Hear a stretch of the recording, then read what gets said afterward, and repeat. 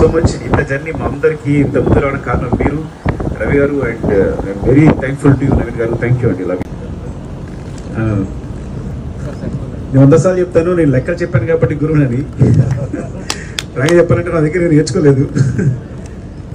అంటే ఎప్పుడు భయపడతాడు.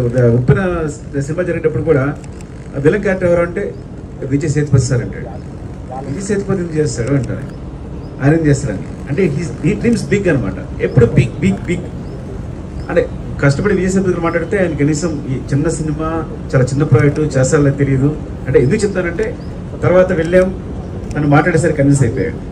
తర్వాత ఉప్పిన తర్వాత ఎవరితో సినిమా చేస్తా అంటే రామ్ చరణ్. రామ్ చరణ్ ఏంట్రా, నేను ట్రై చేస్తా ఇంకా రంగస్థానం. తర్వాత మాట్లాడలేదు రామ్ చరణ్. నో రామ్ చరణ్.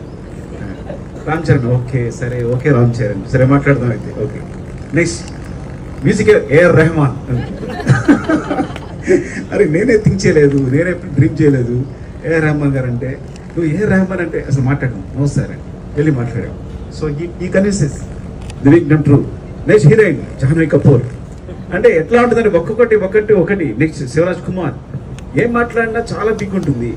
బికాస్ వాడి సబ్జెక్టు, వాడి కాన్ఫిడెన్స్, వాడి సబ్జెక్ట్ కోసం కష్టపడే విధానం అంటే చాలా హార్డ్ వర్క్ చేస్తాడు. ముందు ఆ స్క్రిప్ట్ మీద తనకున్న డిమాండ్, తనకున్న కాన్ఫిడెన్స్ చూసారు. ఆ కాన్ఫిడెన్స్ అంతటిని ఇంత డ్రీమ్ బిగ్ చేసేటట్టు ఆలోచన చేస్తాను.